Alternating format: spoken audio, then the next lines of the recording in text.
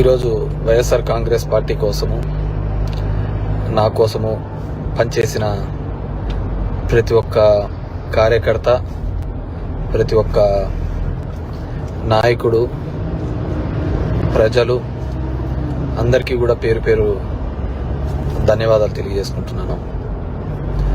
It's a big question ఈ విధంగా. And గెలిచినటువంటి సత్యకుమార్ కూడా ధన్యవాదాలు తెలియజేసుకుంటున్నాడు. కంగ్రాచులేషన్స్. ఇట్స్ బిగ్ క్వశ్చన్ నాకు, అసలు ఎక్కడ ఏమి చేశాము అని. అంటే ఓవరాల్గా కూడా రాష్ట్ర ప్రభుత్వం కావచ్చు, నేను కావచ్చు, ఎప్పుడు కూడా పేదవాళ్ళకు అండగా ఉండాలా, పేదవాళ్ళకు తోడుగా ఉండాలని జగన్మోహన్ రెడ్డి గారు ఆలోచించారు. నేను అదే విధంగా ఆలోచించినాను. ఈ 5 years అయితే అసలుకు నేను ఎక్కడన్నా విజయవాడ అలాంటి ప్రాంతాలకు పోయి రాత్రి 2 గంటలకు వచ్చినా కానీ మళ్ళీ పొద్దున్నే 7 గంటలకల్లా లేచి ఇంటింటికి వెళ్ళి తిరగడం జరిగింది. వెల్ఫేర్తో పాటు డెవలప్మెంట్ చేయడం జరిగింది. అన్నీ చేసిన.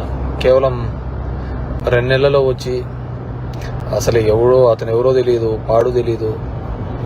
ఎక్కడైనా పోయి మామూలుగా జనరల్గా పోయి కూర్చొని నిలబడినా కానీ ఎవరు జనాలు కనుక్కోలేరు.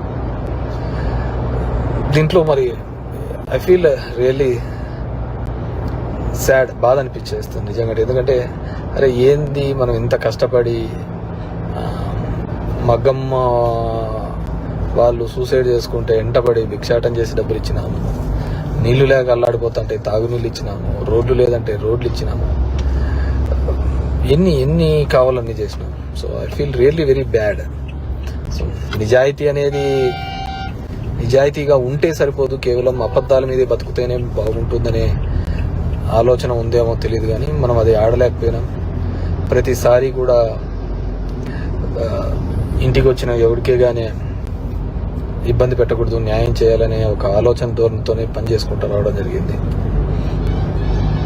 కానీ దురదృష్టం అదే జగన్మోహన్ రెడ్డి కూడా అంతే. మొట్టమొదటిసారి ఒక నాయకుడు పేదవాళ్ళకు మేలు జరగాలి అని ఆలోచించాడు. మేబీ సంక్షేమం ఎక్కువగా చేసి ఉండొచ్చు, ఎప్పుడు లేనంత అంత మాత్రం అభివృద్ధి జరగలేదు అనేది మాత్రం అబద్ధమే కదా.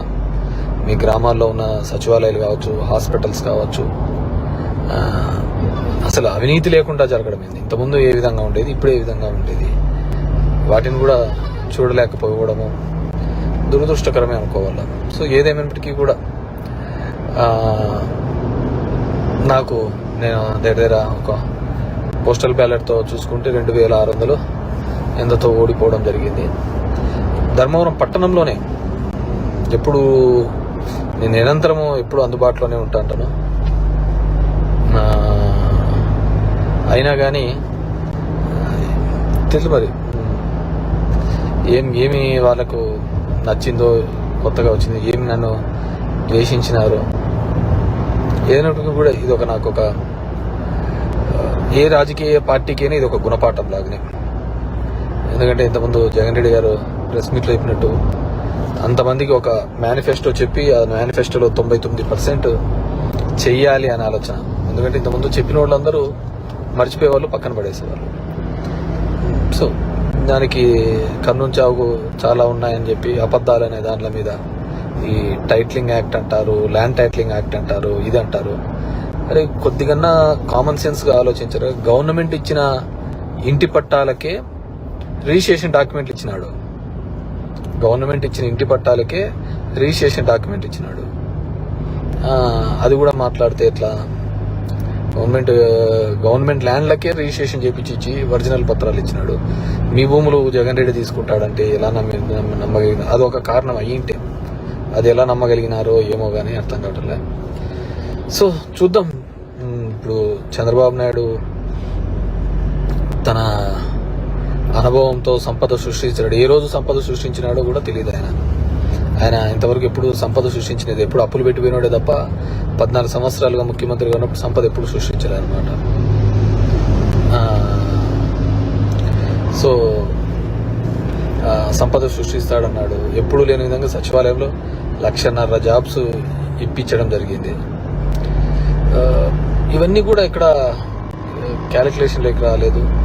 జనం దగ్గరికి సేవలు రావాలి. కరోనా లాంటి క్లిష్టమైన పరిస్థితిలో ఆ కుటుంబానికి తోడుగా ఉన్నాడు. మేబీ మనుషులు అంటే అలాగే ఉంటారేమో మరి తెలియదు. కానీ ఏదైనప్పటికీ కూడా నా పార్టీ కోసము నిరంతరము కష్టపడిన వైఎస్ఆర్ కాంగ్రెస్ పార్టీ కార్యకర్తలకు, నాయకులకు, నాకు ఓటు వేసి నా ప్రజలకు అందరికీ కూడా పేరు పేరున ధన్యవాదాలు. మా నాయకులకి, కార్యకర్తలకు కూడా ఒకటే చెప్పదలుచుకున్నాను. ఊర్లో చిల్లర అన్నీ కూడా చేస్తూ ఉంటారు. కానీ లెక్క ఎప్పటికీ తప్పదు. లెక్కలు ప్రతి ఒక్కరు ఉంటాయి. కాబట్టి అందరూ కూడా సమన్వయంతో ఉండండి. మనం ఎవరికే కానీ చెడుపు చేసినది లేదు, ఇది లేదు. మన గడప శత్రువు తొక్కినా ఆ శత్రువుకు మంచి చేసేది తప్ప చెడు చేయలేదు అనమాట.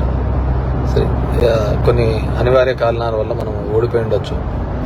ఏదైనప్పటికీ కూడా నాకు మద్దతుగా నిలబడిన అందరికీ కూడా, ప్రతి ఒక్కరికి కూడా పేరు పేరున ధన్యవాదాలు తెలియజేస్తాను.